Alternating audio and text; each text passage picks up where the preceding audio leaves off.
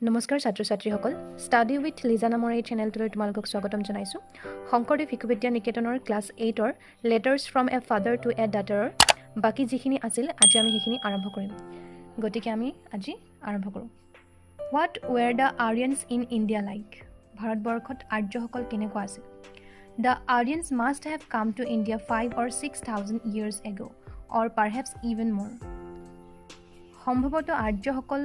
5 বা 6,000 বছৰ পূৰ্বে ভাৰতলৈ আহিছিল of course they did not all come in a bunch অৱশ্যে তেওঁলোকে দল বান্ধি ভাৰতবৰ্ষলৈ অহা নাছিল army after army tribe after tribe family after family must have come for hundreds of years দলৰ পাছত দল জনগোষ্ঠীৰ পাছত জনগোষ্ঠী পৰিয়ালৰ পাছত পৰিয়াল বোধ হয় শ শ বছৰ জুৰি প্ৰৱৰ্জন কৰি আছিল Imagine them traveling in long caravans with all their households, goods laden on carts or on backs of animals. আৰু তেওঁলোকৰ যিবোৰ আৱশ্যকীয় সামগ্ৰী আছিল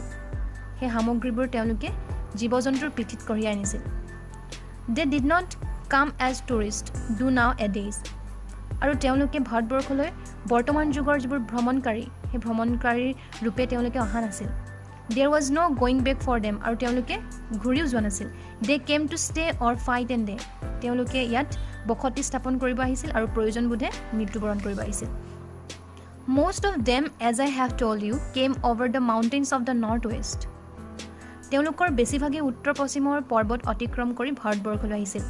Perhaps some came by sea also from the Persian Gulf and went in their little ships up the river Indus সম্ভৱতঃ কিছু সংখ্যকে পাৰক্ষ উপসাগৰৰ পথেদি সৰু জাহাজত হিন্দু নদীৰে তেওঁলোকে ভাৰতলৈ আহিছিল What were these Aryans like? আৰ্যসকল কেনেকুৱা আছিল We can find out a lot about them from the books they wrote. আৰ্যসকলে লিখিত যোৱা গ্ৰন্থসমূহৰ যোগেদি তেওঁলোকৰ বিষয়ে আমি বহু কথা জানিব পাৰোঁ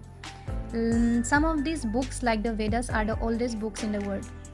সেই কিতাপসমূহৰ ভিতৰত এখন হৈছে বেদ যিখনত আমি আৰ্যসকলৰ বিষয়ে জানিব পাৰোঁ আৰু সেই বেদসমূহ হৈছে আটাইতকৈ পুৰণি কিতাপ বা গ্ৰন্থ Probably they were not written down to begin with. হয়তো সেই বেদসমূহ লিখিত আকাৰত নাছিল They were learned by heart and recited and chanted to others. কিন্তু সেই বেদসমূহক কি কৰা হৈছিল সেইবোৰ মুখে মুখে চলি আহিছিল They are written in such beautiful Sanskrit that you can almost sing them. সেইবোৰক সংস্কৃতত লিখা হৈছিল যাক আমি এতিয়া গান গাব পাৰোঁ Even now it is a pleasure to hear a man with a good voice who knows Sanskrit recite the Veds. যিজন ব্যক্তিৰ ভইচ মাতষাৰ ধুনীয়া যিজনে সংস্কৃত জানে যিজনে বেদসমূহ পঢ়িব পাৰে সেইবোৰ শুনি পালে বা সেইবোৰ শুনিলে আমাৰ মনটো খুব ভাল লাগে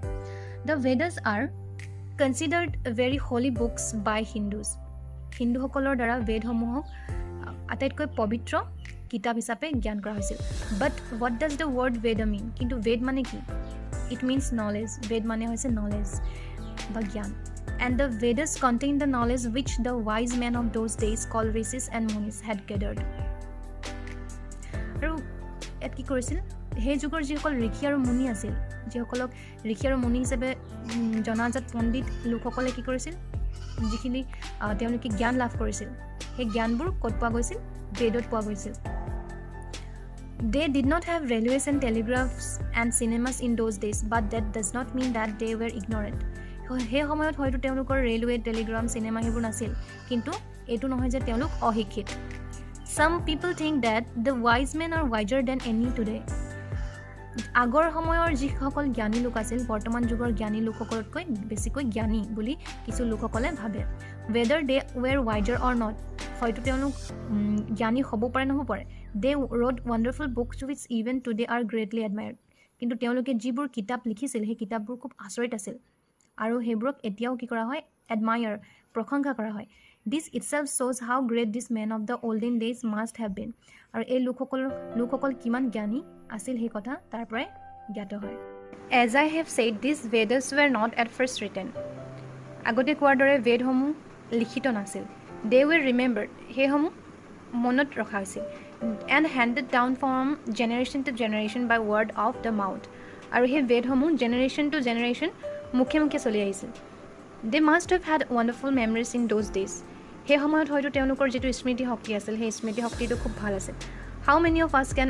learn by heart whole books? আমাৰ ভিতৰত আমি সেই গ্ৰন্থসমূহ এখন গ্ৰন্থ কেনেকৈ আমি মুখস্থ কৰিব পাৰিম কিন্তু তেওঁলোকে পাৰিছিল কাৰণ তেওঁলোকৰ যিটো স্মৃতি শক্তি আছিল সেইটো খুব ৱণ্ডাৰফুল আছিল আচৰিত আছিল Those days when the Vedas were written are called the Vedic period যি যুগত বেদে লিখিত আকাৰ পাইছিল তাক বৈদিক যুগ বুলি কোৱা হয় The first Ved is the Rig Ved প্ৰথমখন বেদ হৈছে ঋগ বেদ It is full of hymns and songs which the old Aryans used to sing ইয়াত শ্লোক আৰু গান সন্নিৱিষ্ট হৈ আছে যিবোৰ আৰ্যনসকলে আগতে গাইছিল They must have been a very light-hearted people তেওঁলোক বোধহয় খুব কোমল অন্তৰৰ লোক আছিল not morose and gloomy খুব গুমুঠা বা বিমৰ্ষ নিচিনা মানুহ নাছিল but full of joy and adventure ইয়াৰ উপৰিও তেওঁলোকে আনন্দ ফূৰ্তি কৰা লোক আছিল দুঃসাহসী লোক আছিল in their joy they made beautiful songs আৰু তেওঁলোকে যেতিয়া আনন্দ ফূৰ্তি কৰিছিল তেওঁলোকে সেই আনন্দত তেওঁলোকে গান ৰচনা কৰিছিল and sang them out to the gods they worshipped আৰু তেওঁলোকে সেই গানবোৰ ৰচনা কৰি আৰাধ্য দেৱতাৰ নামত গাইছিল They were very proud of themselves and their race তেওঁলোকে নিজৰ লগতে তেওঁলোকৰ নিজৰ জাতিটোক লৈ খুব গৰ্ব কৰিছিল The very word Arya meant a gentleman আৰ্য শব্দটোৰ অৰ্থ আছিল gentleman মানে ভদ্ৰলোক a superior kind of person আনতকৈ উন্নত লোক They loved freedom greatly তেওঁলোকে স্বাধীনতা ভাল পাইছিল They were not like their descendants in India today who have little courage and hardly feel the loss of their freedom বৰ্তমান ভাৰতত তেওঁলোকৰ যিসকল বংশধৰ আছে এই বংশধৰৰ দৰে তেওঁলোকে ভয়াতুৰ স্বাধীনতা সম্বন্ধে অসচেতন লোক তেওঁলোক নাছিল To the Aryans of old that was better than dishonor or slavery সেই কালৰ আৰ্যসকলৰ বাবে অসন্মান বা দাসত্বতকৈ মৃত্যু কাম্য আছিল They were good fighters and they knew something of science and a great deal of agriculture তেওঁলোক ভাল যোদ্ধা আছিল বিজ্ঞানৰ কিছু জ্ঞান আছিল তেওঁলোকৰ আৰু কৃষি কাৰ্যত তেওঁলোক নিপুণ আছিল They naturally attached a great value to agriculture and so they valued also everything that helped agriculture. আৰু তেওঁলোকে এগ্ৰিকালচাৰৰ ক্ষেত্ৰত বা কৃষি কাৰ্যৰ ক্ষেত্ৰত তেওঁলোক খুব এটেচ আছিল মানে তেওঁলোক জড়িত আছিল and so they valued also everything that helped agriculture আৰু কৃষি কাৰ্যত যিখিনি ব্যৱহৃত বা যিখিনি সহায়ক সেইবোৰক তেওঁলোকে কি কৰিছিল মূল্যৱান দিছিল তেওঁলোকৰ কাৰণে মূল্য আছিল এইবোৰ